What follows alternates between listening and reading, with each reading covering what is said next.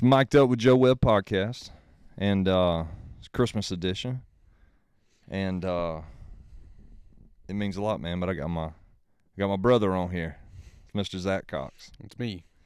We got different last names, but we brothers, right? Yeah, I say you're my full brother, honestly. Like you're.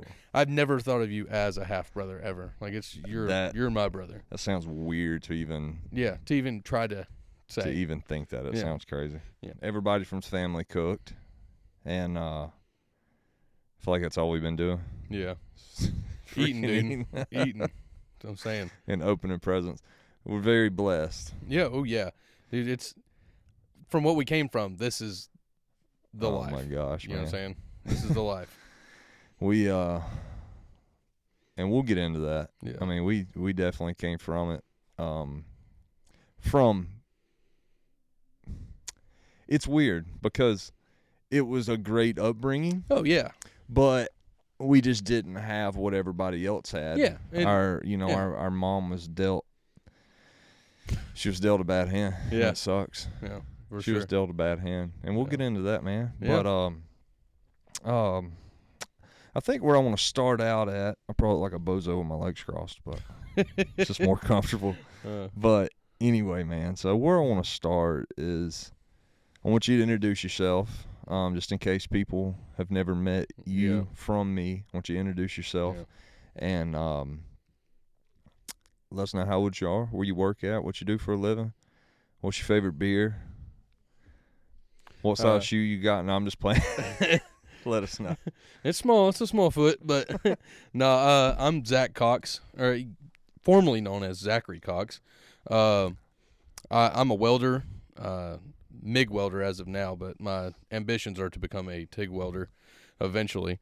That's the dream and the goal. I'm 26 years old, and I just got engaged the other day too. So, yeah, dude, that shit was. My man got engaged. Yeah, it took 7 years, but it's worth it, man. I love it. Well, we got two of us got kids now, so we're still waiting on you. You just gonna do it the right way. Our younger brother and you, you know what I'm saying? Like, I'm trying to buy a house first, honestly. Like, that's my goal, is to get all my ducks in a row, and then. Smart man. You know, I like to do things in the right order. You know. Smart man. I mean, there ain't a wrong order to do things, right? But like, it's just the way I feel about it. Is I just feel like that's the right order for me. You know. No, yeah, and there's not a.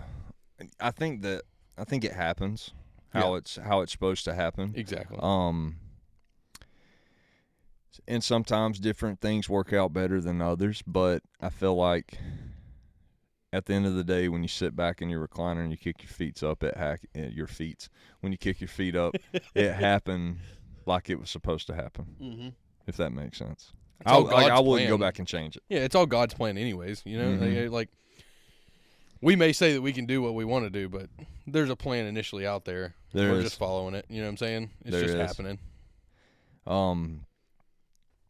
So tell me, this is kind of hard to do because I want you to tell me things. Yeah. But I already know these things about you. Exactly. So it's kind of. Yeah, it's hard. Yeah. And this is kind of just thrown together. Yeah. But that's the best kind, man. Yeah. I'm just glad I'm getting to do it, honestly. Like, it's an honor to do these things. It's the third episode. Yeah, I know. I'm right up there at the front, you know? Yeah, third episode. I love it. Like, it's so me and you, we grew up out in a small town called White, Georgia. We were like that little bitty, like, speck. Wasn't even a map dot. No.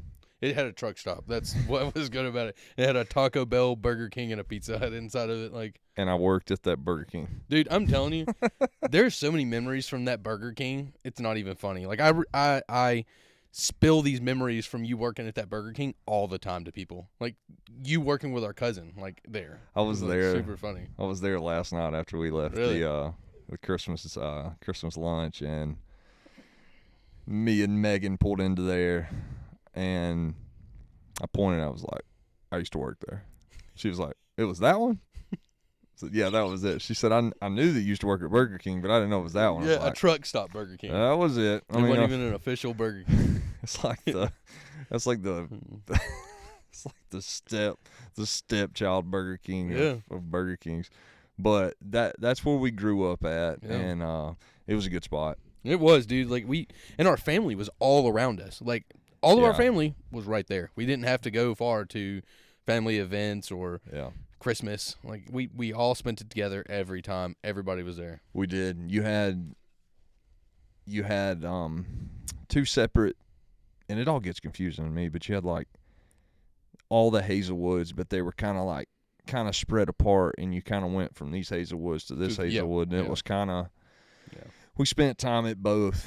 From like great grandmothers, basically. They like their children split apart a little bit. Yeah. Yeah, and we would go to those families. And we stuck with them. Like, it is what it is.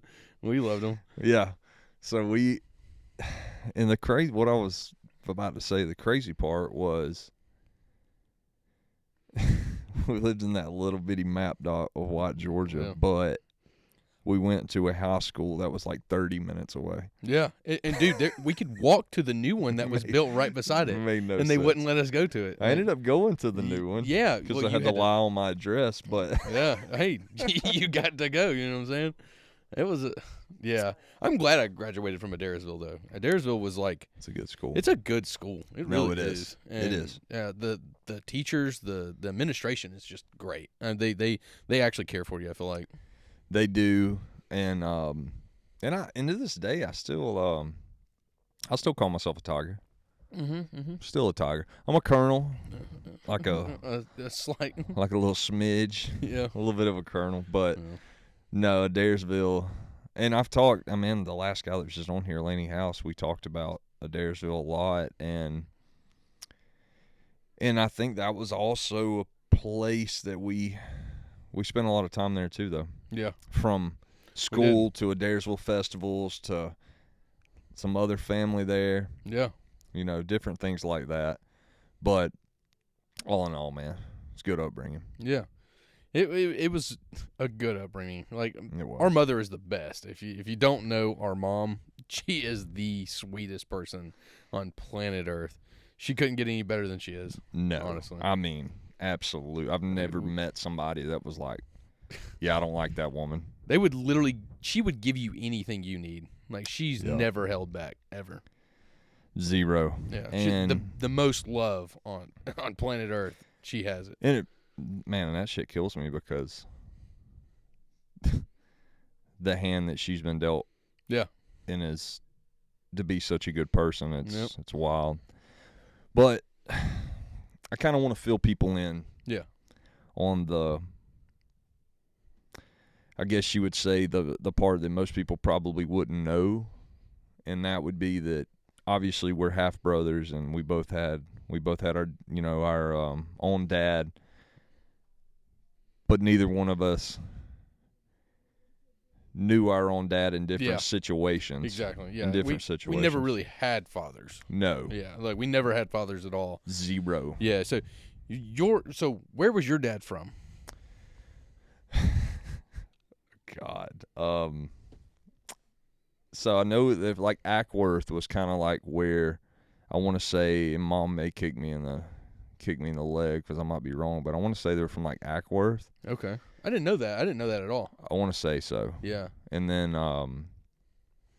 Cartersville, Ackworth, Adairsville, somewhere in that like area. But so that was where he was from, and him and Mom met somehow. I don't know how him and Mom met, really. I can't remember. But they ended up moving to Florida with my grandparents, and then that's when... that's what I assumed. I assumed he was from Florida. Yeah. So has Mom ever told you the story of where her and your dad met? Not a clue. Not a clue. I was trying to think if I even knew that, dude. Let's fill them in on my dad, too. So my dad is... he died when I was 1.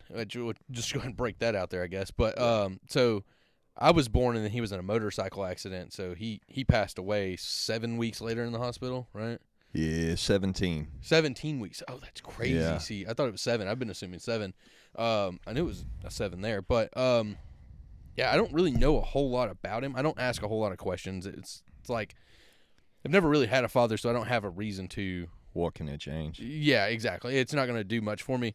And I don't spend much time with my father's side of the family. So it's like, who am I really going to ask all these important questions about? You know what I'm saying? Yeah. Mom only knew him for like a little while. It wasn't even like a crazy long amount of time. What's nuts, dude, is I still remember him in, like, there's a lot I still remember of him. Oh, I know he's a badass. That's all I knew. He's he's a super cool person that everyone thought was a hero. Like, so there was some crazy stories. And don't let me forget, I want to get into the night he died. Yeah. I kind of want to talk about that. I would love to know more too, because you were there, right? Yeah. Yeah. See, I don't have a clue, dude. So the parts that I remember of him, and this is like few and far in between, but this is what I remember of him, and I've told Mom this. I remember where we lived. I remember that. I remember, and we got a studio audience. Yeah. How about that? Yeah. But I remember where we lived at. I remember he made a transfer truck with wood logs. I remember seeing that. I remember that. He made that for me, and that was like a house out in like Grassdale Road-ish area somewhere over there. That was the yellow house. What they call the yellow house. Yeah. Yeah. So that's the part I remember him. And dude, one of that I always remember, Mom doesn't even, I've told her, and she don't recall. She's like, what?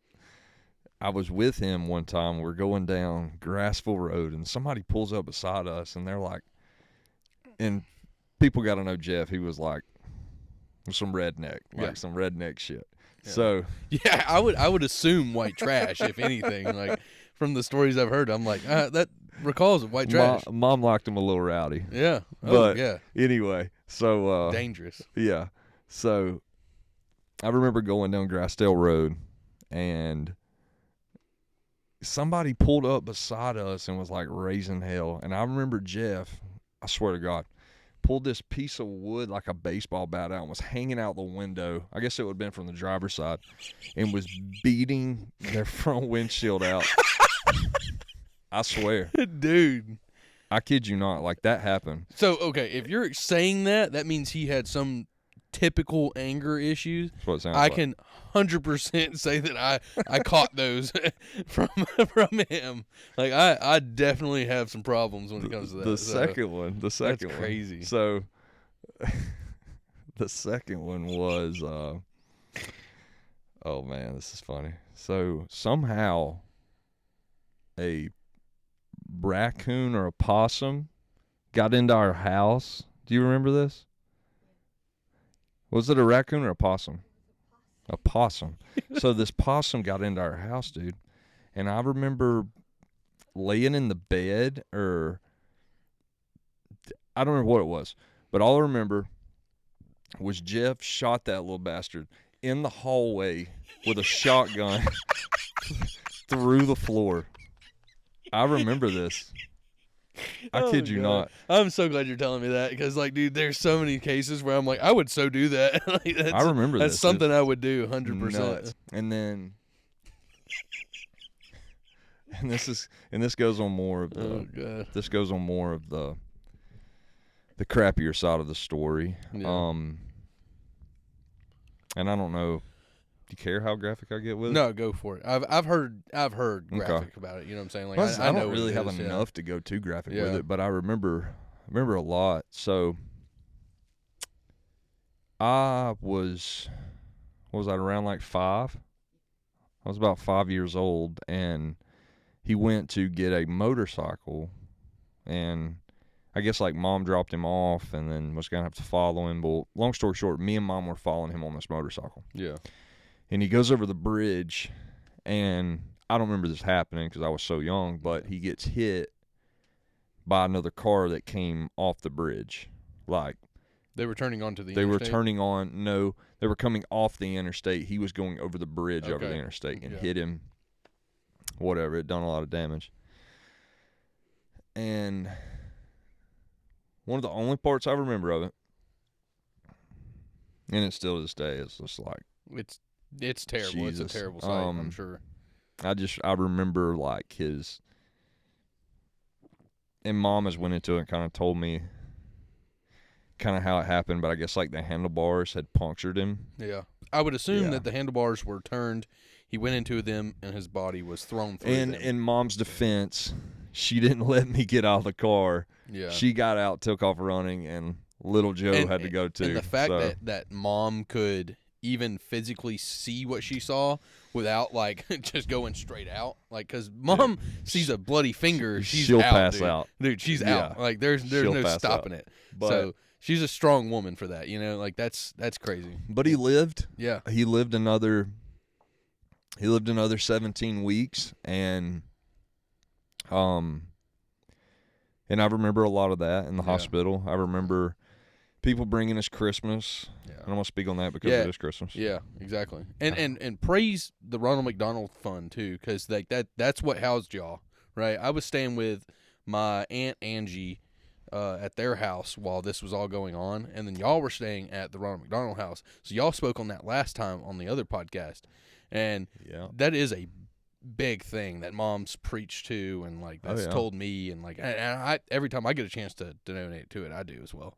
It's a really good thing for people. It is, and there's a lot of families out there that have needed that, and probably I don't know where they would have been if they didn't have that. Exactly, they wouldn't have made it if they didn't. Dude, I mean, that's crazy. Like, people get put in these unfortunate circumstances and have no way to deal with it. To have somebody like that like backs you up and is like, hey, here's real support. That's legit support. That's more than what most of your family would do for you. Exactly. And that's crazy. But kind of veering away from that a little bit. Yeah. He ended up passing out. He ended up passing away, and that's where our journey began. And then our younger brother came along later on, and we watched a single mom of 3 kids do something really unbelievable. Raise us. I mean, to what she did was just. We weren't the greatest of children too. We were wild as fuck, dude. Yeah, we were some wild children. We were wild, but not as bad as Nick. Nick definitely he takes the cake on that one for sure. He is he's the champion. He's got the trophy. And some of the folks watching us know our old buddy Nick. If you know Nick, you know how bad he was. Yeah. But I can't speak on that enough, and I know I don't tell her enough. And Mom, when you watch this, we love you with everything that we have in us, and we appreciate everything you've done. And if none of us say it enough, just know that we mean it. Yeah, we love you to death. You were our rock, and if it wasn't for you, obviously we wouldn't be here. You know, that doesn't happen, but but we are the people that we are because of her. Like she's the one that raised us. Yeah, man. You also raised me as well. Like you are a big portion of my upbringing as well. Like it's crazy. Yeah, I see you as a father figure. Like honestly, it's I was a dick for a while. But. Oh, dude, you made me the person that I am, and I would say that I'm a decent person. Well, so, you can ask you can ask my wife Megan.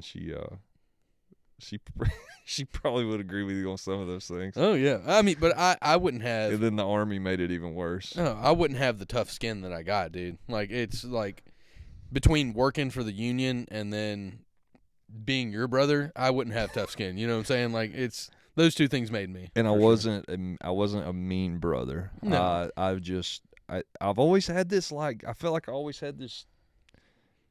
And I'm glad me and you're talking about this. Yeah. I feel like I just always had this kind of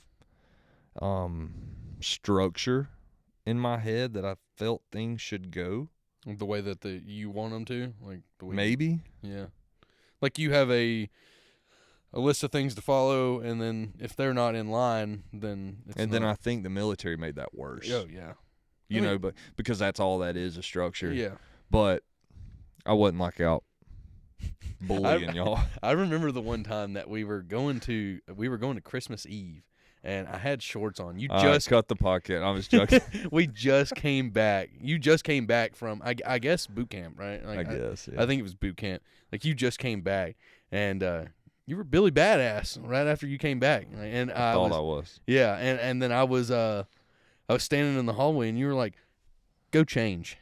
And I was like, "What?" You're like, "Go change. You're not wearing shorts to Christmas Eve. Go change. Put some pants on." I was like, "It's 60 degrees outside. I'm not changing. I'm not doing that." We got into a full-on brawl in the hallway. Like it just. Don't even tell them what I brought out. Like that's not even a part of it. But you ever seen Walking Dead? Yeah, I was. You ever seen what hit Glenn? I'm just saying. Hey man, I'm sorry. I am sorry. I do apologize for that. Was it Glenn? Yeah. Okay. No, Glenn. Well, yeah, it did hit Glenn. Yeah, that is the thing hit. Okay, Yeah, yeah. the So thing that you know hit what I'm Glenn. talking about. Yeah. The infamous Louisville Slugger. Yeah, exactly. Yeah, it was close to that. You came at me with one of those. It was a curtain rod, but it is what it is. First off, why the hell did you have that? We were. So I was in my. So buddy's, you and Kyle? Yeah, me and Kyle. We were. Me and my buddy Kyle Holcomb. We were in his basement, and we were like, just hanging out. And he was like, "You want to make zombie apocalypse weapons?" And I was like, "Hell yeah, let's do it!" So we took a 3-foot piece of like 2-inch dowel. And we just nailed nails through it, and then I wrapped paracord around it for a handle and taped it up. And I was like, "This thing could kill zombies."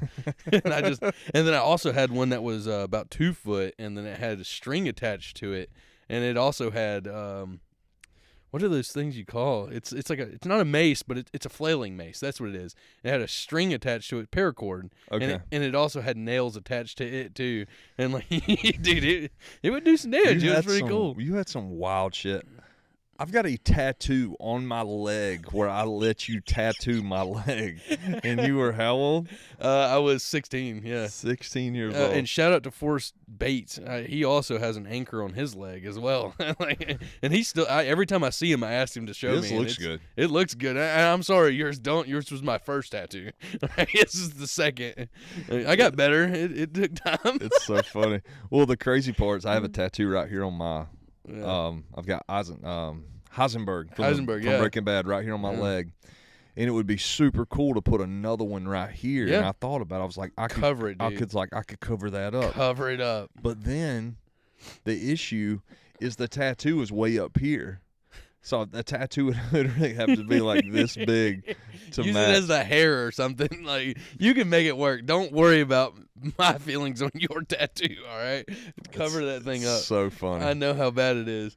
I just wonder for the women that met you after you got it, like what they thought. Because I think at the time that was like one of your only other tattoos. Like you only had like I think I had a half sleeve. You had the half sleeve in that. and now I look like an adult coloring book. Yeah, dude, it looks good though. Your sleeve is sick. I'm trying. Dude, if I had the money, I'd be doing the same thing. But I'm trying to get one. It's sick, dude. Dude, they are expensive now. Yeah, they are, dude. And oh you my know, God. But you pay for what you get as well. And that's another thing I can't explain enough to people. Is like people will just like, "Oh, my girlfriend tattooed me," and I'm like, "It looks like shit." And like, you know what I'm saying? Like, stop doing that. Go pay for good tattoos. They are absolutely out. Oh my God.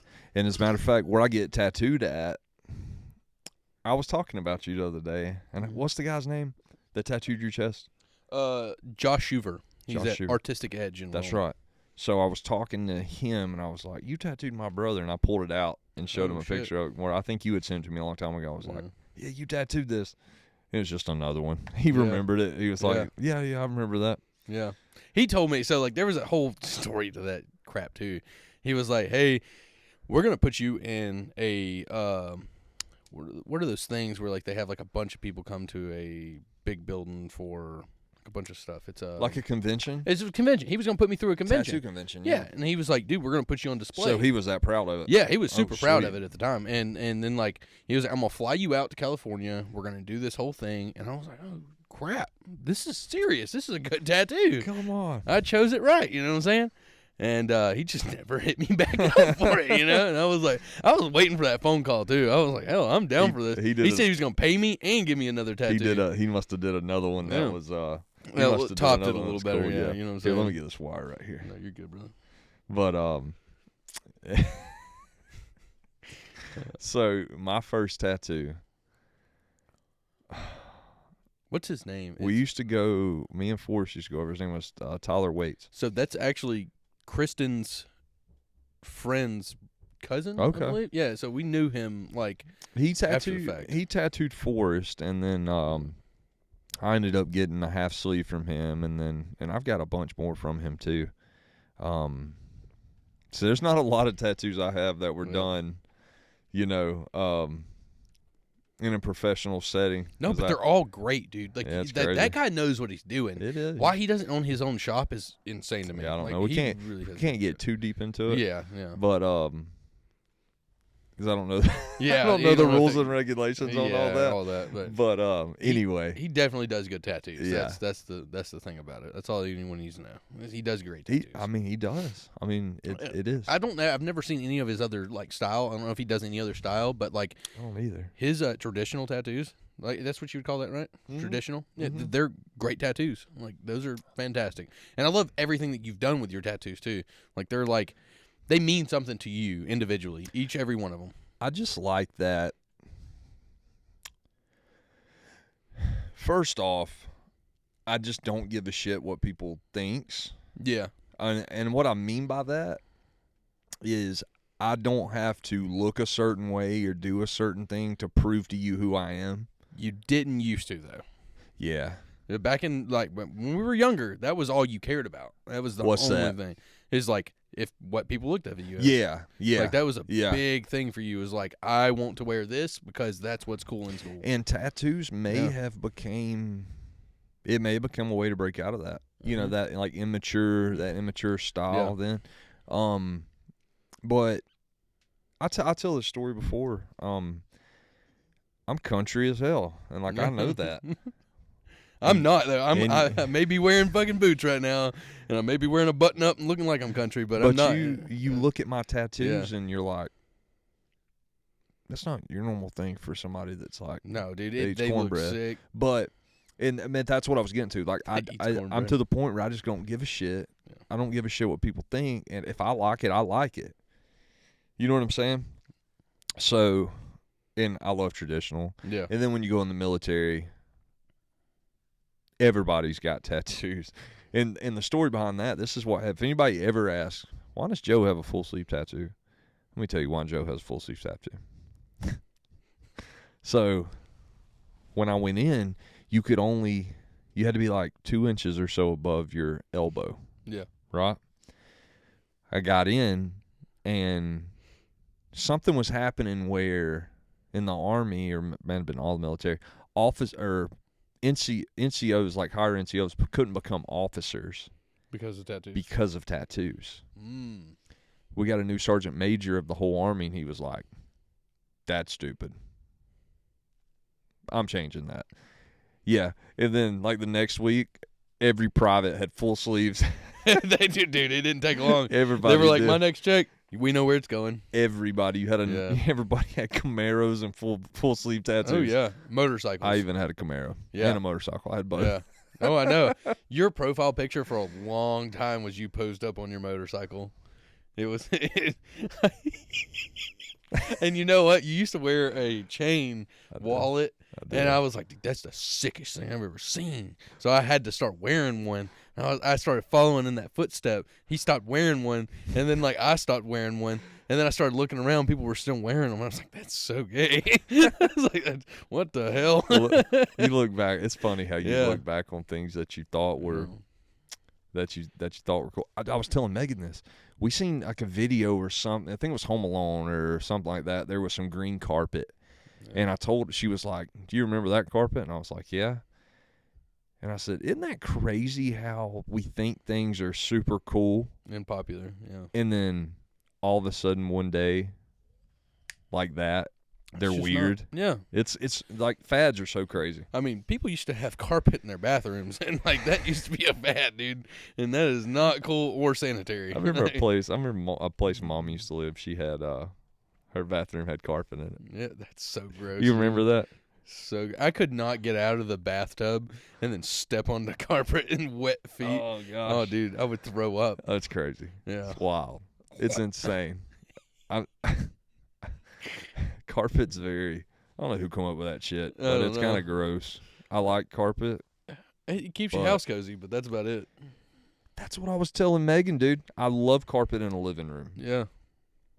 But as soon as no, I like a good rug in a living room. I don't like carpet in the living room. I don't like carpet on any main floor.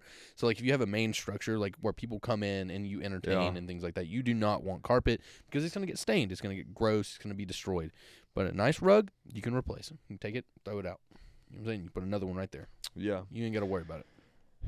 So I've noticed that for a while you're kind of like me and you're a job whore for a while. Yeah. I found it now. But that's what I'm saying. That's what I was about to ask you. So I watched you find what it was that you wanted to do. What led you to welding? How did that happen? I was in the union for doing electrical work for, I think I was in there for about 3 years, close to 3 years. And like right out of high school, like everyone was like, what are you going to do? What are you going to do after high school? Like, what are you going to do? And the lady that was our counselor was like, hey, we can get you. I was like, I want to be an engineer. And I was like, I'm not going to college. This ain't happening. I ain't got the money and I ain't got the dedication. I don't give a shit. Right. So like my buddy was like, hey, my dad works for the union. You can come work for the union for me. You start out at $12 an hour. And I was like, $12 an hour? Oh my God. That's way better than the $7.25 I'm making at Steak and Shake. Let's go. That's $200 a week. Yeah, I was so proud. I was like, dude, I'm going to make bank. And let alone, I didn't know that I wasn't going to make any money to pay my car payment. I didn't know that. I thought it was big money. Dude. And then so like I went through the union and started working there, dude. And like those people are tough on you. I don't know if I can't speak for everyone in the union. Like nobody shares a similar story with me.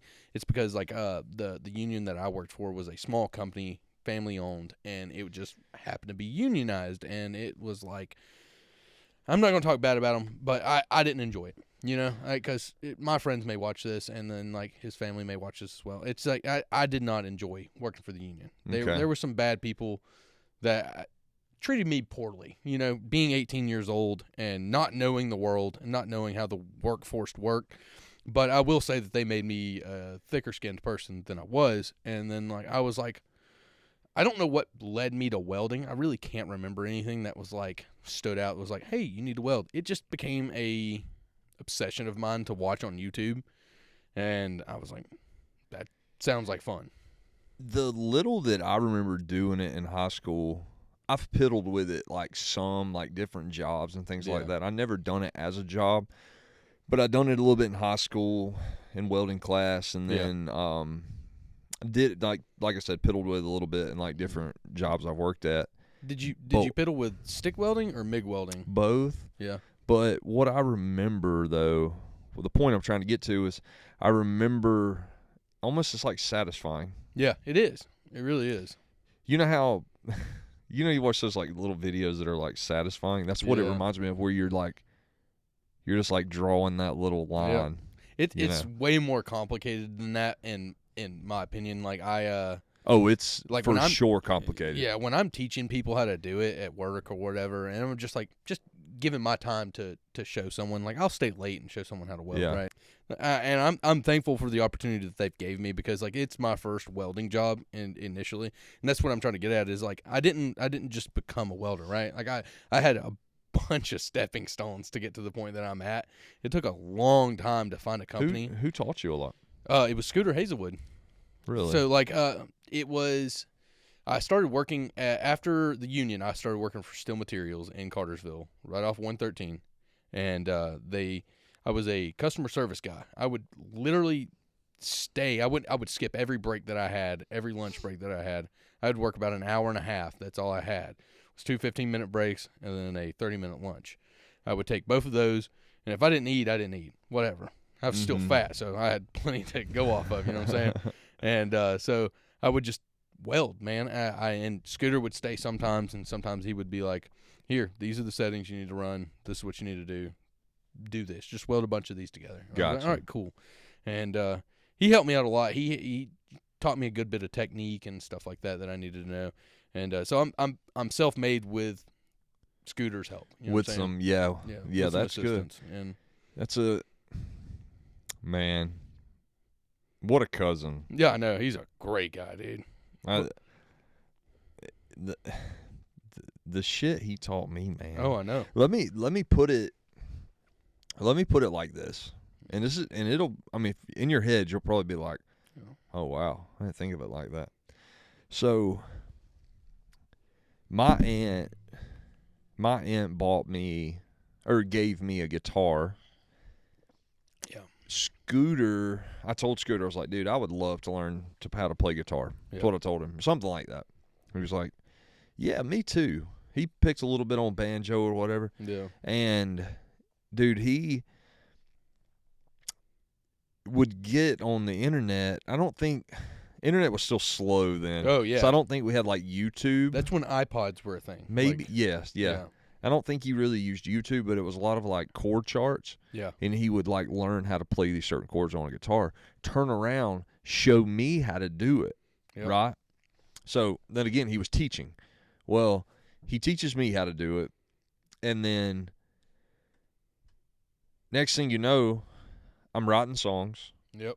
I'm learning how to sing. I'm learning how to find all that. Ended up falling in love with music. You've watched You've watched this for me for years. Yep.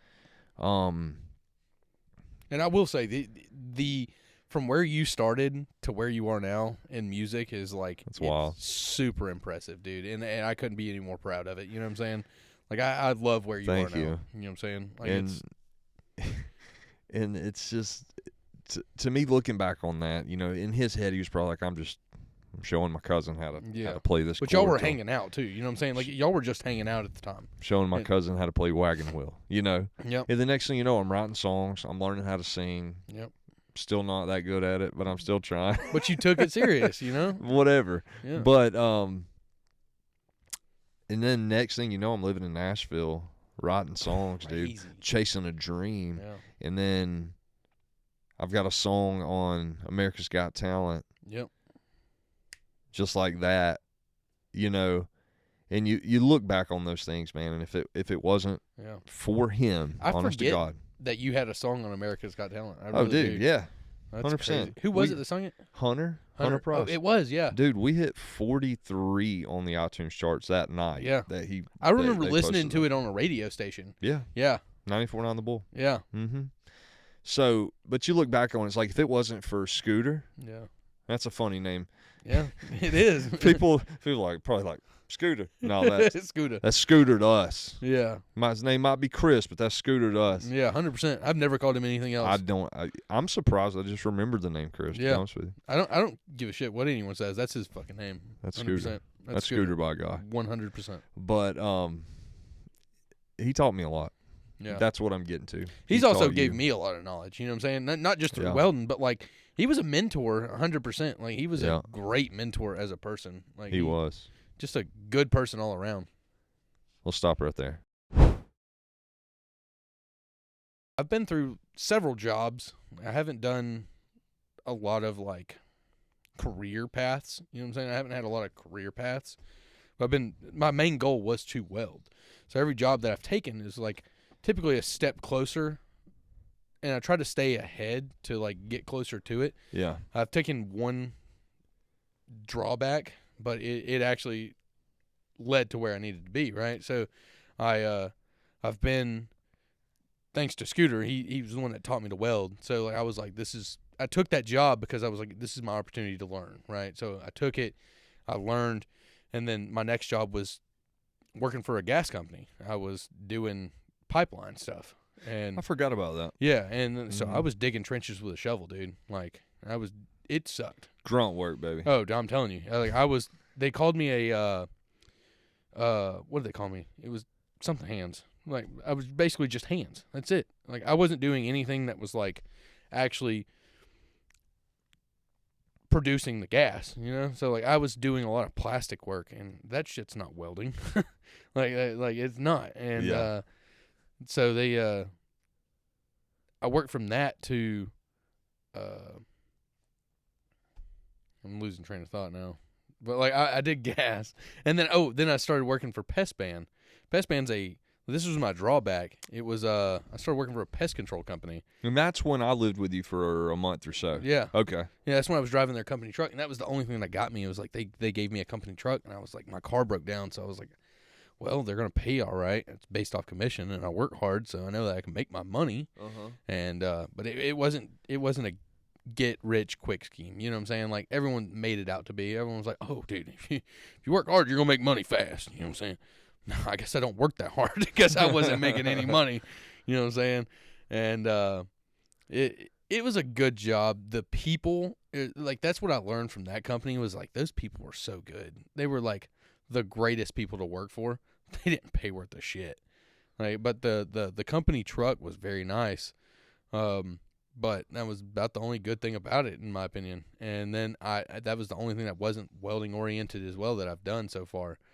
And so then, it took a little bit to find that thing that you... Yeah, and I worked a year at each of these companies just trying to get a stepping stone, just in closer and closer to what I needed to do. And then I found an opportunity, and they were like, hey, we can let you weld. Like, you can weld here. And I was like, all right, cool. So I started welding there, and then like they were like, we're going to open up a second shift. And then they never opened up a second shift for me to go to make more money. And they were like, with the main plant, so there's 2 plants. And they were like, here, you can work all the overtime you want. You can weld all you want. And I was like, crap, I'm doing it. So I took this leap of faith because everyone leaves the position everyone leaves the place that I went to for the place that I started at. Everyone was like, oh, dude, you've got the holy grail of positions. And I was like, Yeah. And I was like, that's not the position I want. It's lazy. It's really lazy. Like, these people just didn't do anything. Like, they were just lazy people. They left. They didn't work no overtime, no nothing. And then I was like, I'm going to take the opportunity to make more money and to do what I want to do. And that's what led me to where I am now is like I have the opportunity to weld every day. That's all I do.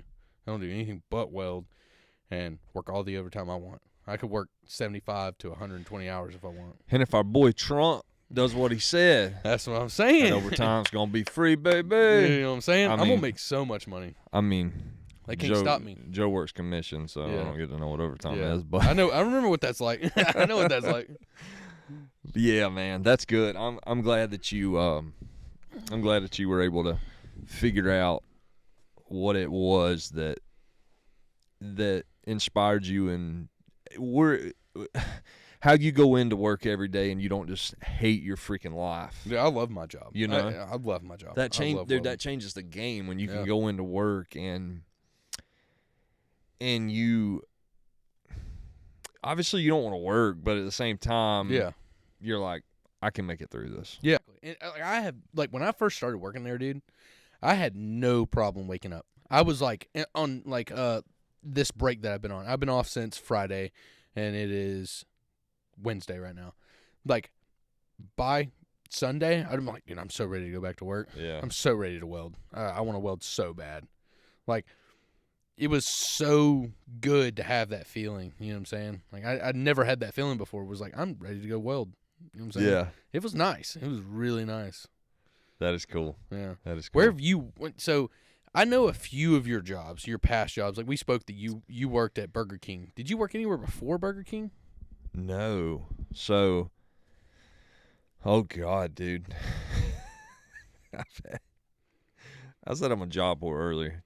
So, golly. Yeah, you've had a lot of jobs. No, I have. So, no, Burger King was my first job. Yeah. Right. So that Corey, our cousin, somehow got me to work up there. He worked at Taco Bell right beside it in this truck stop because there was a Popeyes there was a Popeyes, Burger King, and a Taco Bell / Pizza Hut all in the same truck stop. Well, he worked at Taco Bell, wanted me to come over there, and I started working at Burger King. Yeah. And done it for 2 years. That's really through high school. I didn't know it was 2 years. I'd bring us home some double cheeseburgers. Yeah. Sometimes I'd trade some double cheeseburgers for some Popeyes. Yeah. And then somebody in the company was stealing. I don't know. Yeah. I don't know what was going on there, but you had little old 18-year-old Joe. I didn't steal. You know what I'm saying? I didn't know anything about that shit. And they fired us all, dude. Really? Every single person. Yeah, I called Mom, and I was like, yeah, I didn't know that. I got fired. Everybody got fired. So, and they just told us because they couldn't figure out who was stealing. So they were just like, They just let them all fired go. everybody. Yeah. So There's from money getting gone. Let's get it out. From there, dude, I went and worked at this place called Brake Resource Group, and we made transfer truck brake shoes. Taylor Evans got me this job. As a matter of fact, Really? it was a kind of screwed up situation, to be completely honest with you. Yeah. I don't know if you knew this. No. So, I just knew it was a crappy company to work oh for. yeah. So Taylor is like, hey man, come work up here with this company I'm working at. $10 an hour. Big Bro, you money. talking like $400 a week after taxes. Oh, dang. I was down. Yeah. You know, so I started working up there, and, well, I'm sorry, I went to the interview. Yeah. I met this guy. I'm not going to say any names or anything, but I met this guy, and he interviews me. Next thing I know, he gives me a start date. Taylor calls me. He gets off work, and Taylor goes, hey, man, you just took my job. Bro, they fired Taylor and hired me. I kid you not, that Dude, happened. I didn't know that at My all. own cousin. Yeah, dude. So, And you had no choice but to take it at that point either. yeah, it was kind of, looking back on it, if I didn't have the balls back then, but looking back on it, I'd have been like, hey, dude, screw you. You know what I'm you saying? got to think, too, at that time, all we had was one truck, and that was your truck. Yeah, We only had that truck, and that was, in your job, was basically providing for us yeah. that, you know what I'm saying, your job, whatever you did, was Yeah. helping Mom raise us. 100%. So, you know, you had to take that job. It ain't your Yeah. fault. So don't even think about it like that. So, You had, I mean, it was a competitive job. You know what I'm saying? that was a nasty job. I'd Yeah. come home, dude, and Head to toe. head to toe in like Black soot. bro, black. Yep. And they supposedly didn't have asbestos in those those brakes brakes. anymore, but Dude, if they did. might be why I have epilepsy. Yeah, tell them about the dog. microwave situation. What you mean? Yeah, they wouldn't give you a microwave in the break room for your brakes. You said that they wouldn't give you a microwave. I remember that to this day because we have 12 microwaves at our work and only 3 of them work. I swear only 3 work. They just put 6 new ones in. They Yeah. broke the next day. I'm like, y'all can't. We made you $16 billion. You Yeah. can't put us in microwaves. Like I feel you on that when that Makes happened no to sense. you. Like so dumb. But I went from that. Let me think. I got to go back for a second. So I worked at that place, and then I knew somebody that told me to come work at this pallet place, I remember. building pallets, bro. Oh, dude. Like 50 cents a pallet. Yeah. Hey, that's good money. Big gringo, you know. Yeah. I was excited. Yeah. Well, dude, so you got 2 different types. You got rebuild pallets where old pallets come in that you replace, and then you got brand new pallets. Brand new pallets were off the chain, Yeah. right? You had a jig, and you laid these pieces of wood in it, and you nailed it all up. Well, this job sucked. It was like all day I remember you saying grabbing a this. piece of wood, just doing it all day, right? Getting Yeah. paid piecework, as I think is what it was called. Well, I kept getting stuck with these old pallets, and it sucked, dude. Oh my! I don't know what it was about old pallets, but it sucked because you're having to take them apart and fix them. Yeah, you're not just assembling. Yes. You are reassembling. Yes. So, and they had this dude, man. He rode a forklift, and he was like a boss. And I want to say you got off at 3. I think it was like 7 to 3, and then there was like some mandatory overtime. And this dude would roll up on his forklift and go, and that meant you were working a 5. No way. Dude, and that was the worst thing to hear.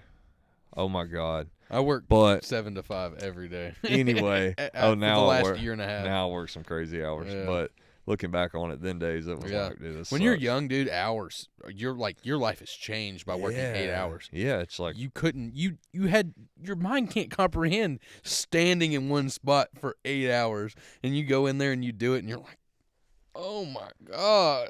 Yeah. You know what I'm saying? Like your feet hurt, your back hurts, everything. I won't go through my whole job history, but that's when I went in the Army. Yeah. In 2013, left March 5th, 2013.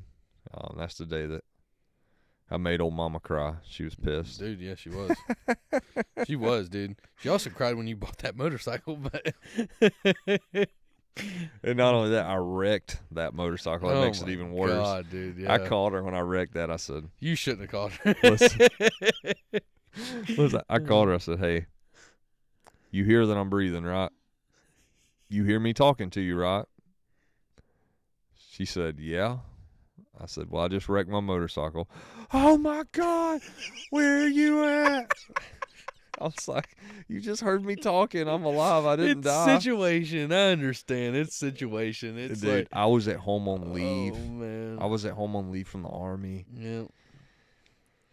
I think it was like Christmas leave or something, dude. It was crazy. Did you ride the motorcycle all the way home? Hell no. Oh. No, I put it in the back of my truck. So I had a little Sportster. So like me, you remember Scrabbo or Hamilton or any of them? I remember Hamilton. Yeah. Short guy, nice hair. I would call them. They would come out of the barracks, and they'd all come out there and like pick the motorcycle up and help me put it in the back of the truck. Like we'd all get a hand on it, and that's how I'd bring it home. And then I would back it up to that hill right there in our yard. And I remember the hill on the yard beside the fire hydrant. Yeah, that's it, dude. That's sick. That was it, and that's so funny. You're like, crazy. Hey, help me lift my motorcycle. We didn't have no ramps. Yeah, that's how we got them up there. Yeah, just a bunch of damn. You got a bunch of military stories too, dude. That I probably haven't heard either. But like, there's several that I'm like, wow, that's crazy, man. Some cool stuff. Yeah, stuff that experiences that you wouldn't have had if you didn't go. No, and that's what I wanted. Yeah, but. You join the Army in Georgia, and then you go to basic training in Georgia, and then you get stationed in Georgia. That kind of shit happens. Yeah. I got buddies that got lucky, man. They not volunteered, but they signed up in Georgia, and then like ended up in Hawaii, bro, and then in Colorado, California, and then I went in again. Yeah, right back to Georgia. Yeah, it's insane. And what's so good about it though, that was not good for you. But I swear to God, that was the best thing for our mom. Oh, it couldn't have been any better for her. And we got mom over here too. That's where we keep. That's where we keep watching. We got mom over here. It couldn't have been any better for her, dude, because she could literally drive 4 hours and see you. Yeah, like that was the best thing that could have ever happened to her. Mama's here for the holidays, so we there was definitely some cool times. It made me grow up really quick. Oh, my God, dude. Oh, I could imagine. Well, you were already grown, though. That's the thing. You raising us was like, it made you an adult before you should have been an adult, for sure. Like that it definitely did. I remember we would, like, come home from school, and Mom would be at work, and, like, she can't watch us, right? And I'm young. Yeah. You're just in high school. You're having to watch us for another 5 or 6 hours while Mom works overtime or whatever, and like it is what it is. But you had a set schedule for us, man. We'd come in during the summer, we'd wake up, we'd clean, and then we'd go in there and watch How It's Made, and then we'd watch what were those other two shows? It was some Family Pride, and then something else. I know we watched Different Strokes. Yeah, Different Strokes. Definitely watched Different Strokes. How It's Made and something Three's else. Company. Yeah. Watched that one a lot. Whatever picked up on the antenna that hung on the side of the house. Yep. That's what we watched. Dude, How It's Made, that shit was hitting different. You know what I'm saying? Like that was a good show. And then Family Matters. I know we didn't watch Family Matters. We watched it was like what was it? Something Willis. What was that saying? Yeah, that was Different Strokes. Yeah, that's Different Strokes. Okay, that's what it is. That was Different Strokes. Yeah. But dude, I really need to do a podcast of just talking about Army stories. Oh, I know. 100%. That would be cool. You need to invite like Hamilton or I know somebody that's super close to you that was there the to. whole time. That would be love so to. sick, man. And So cool. Hamilton gave me my first cigarette out in Yeah. the field. I remember when you came home and you were playing with your band in the garage and you were smoking a cigarette. I was like, Mom, he's out there smoking. I'm not allowed to smoke. He's allowed to smoke. Like, dude. Dude, I don't know if you know this or not. I started smoking cigarettes when I was 13 years old. Yeah. Like, I was smoking all the way until I was, like, 17. And then my buddy at high school was like, here, dude, try this vape out. And I was like, it tastes like watermelons. Dude, I was hooked from then on. Like, I was a huge cloud chaser at that point. Like, I was a big vape guy. You still vaping too, right? I haven't vaped in 4 months. Dude, so yeah. Obviously I didn't. Beginning of October. I didn't smoke. 3 months. I smoked a little bit when I was in the Army. I was never a smoker. But dipping, I always dipped. I love chewing tobacco. You dipped in high school. I've always dipped. Yeah. And dude, I quit like what's it been? 2 months ago? Yeah. I quit 2 months ago. No kidding. Congratulations. 2 months ago, dude. I quit, and speaking of, I miss it. But you know, the only time I did it, dude, is when we're laying in bed watching TV. Yeah. You could ask her. So like that was the only time you were like, I need one. Yes. Really? Yeah. I wasn't I wasn't on the car lot, out on the lot, like wanting to dip, sitting in my desk dipping. Really? I just liked it was a comfort. Yeah. Of laying in bed. I had a bad problem with stopping vaping when it came to like pulling up to a stop sign or a red light. Like I would literally like when I quit, I would be like, "Where's my vape?" I'm like, "Oh, I quit."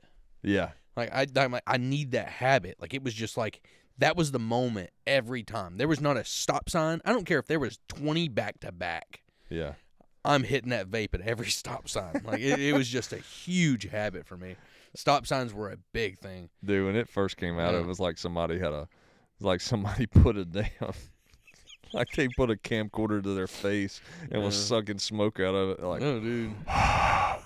It was.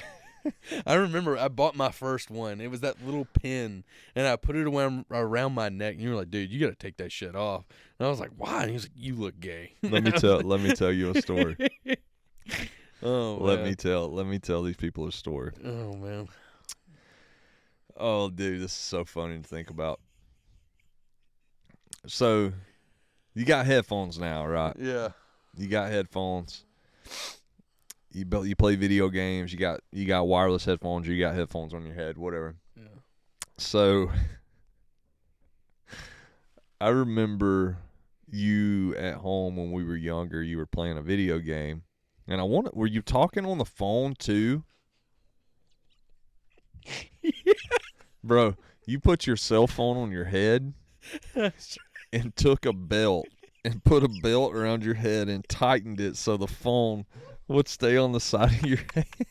It was before games had chat. Yeah. So I would call whoever I was playing with, and I would be talking to him on the phone. And I would have it strapped to my head. I had no headphones. I was just literally talking on the phone while playing the game. Dude, I thought you were trying to off yourself with a belt one time. You literally was just trying to talk. Dude. That's some good. Oh, God. Man. Dude, that's good funny. times. That was around the same time. I was about 15, 16 years old. That was around the same time that I started doing tattoos, too. Like, I should have been doing tattoos. Kristen, you know who you're marrying? Do you know who you're marrying?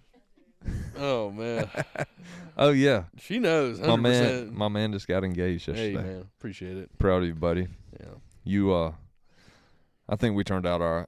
Oh, I think we did. Yeah. We turned out good. I definitely chose a good one, too. She's the most solid rock that I could have ever had. You know what I'm saying? Like, if I could have, I couldn't even, can't imagine my life without her now. You know what I'm saying? Yeah. Really. Y'all, and when like, I guess what I'm trying to say is when you know that other person knows you the best. And me and Megan was talking about this the other day. She was like, I feel like sometimes we argue because we're just comfortable being around each other. Yeah. And it's like arguing with your little brother. And Yeah. I was like, because sometimes the arguments, you look back on it and you're like, that was some dumb shit. Yeah. And we were in the car with it. She was like, sometimes I feel like some of our arguments are just like we're siblings. Just argue because we're comfortable with each other. Yeah. And that's part of it, honestly. Stupid. But and we argue mostly because like it's like we know each other so well that like we know what gets under the skin of each other. You and start pushing buttons. If you do something earlier in the day that makes me mad, yeah, and I come home, I'm gonna start pushing buttons. You know That's what I'm saying? right. And That's right. it's easy to do because you know that person so well, and it's we do it because we love each other. You wouldn't do this with a random person. I don't. That's right. I don't argue with someone that I don't know. You know what I'm saying? I don't care. I don't care what you think. If I wasn't arguing with you, it's because I don't care. That's exactly right. Like I love you enough to make my point. Well, man, I'm so glad that y'all came. Yeah, for me this too. Christmas. And I'm glad I got to be here. I am. And we're about to move, closer to you, brother. So we're Yeah, gonna have a lot of good times, Yeah. and we look forward to many, many more years. And I'm glad we were just able to get on here and chat and let some viewers know some parts about us that maybe they didn't know. And we'll do a part 2. Yeah, 100%. We definitely gonna. We've got to tell more of Mom's story. Is what we got to do. We got to tell more about how Mom raised us. Yeah, 100%. we'll get down into that. Yeah. We'll do a part 2, and we'll do it really soon. Yeah, buddy. I love you, man. I love you too. I appreciate you. Thank you very much.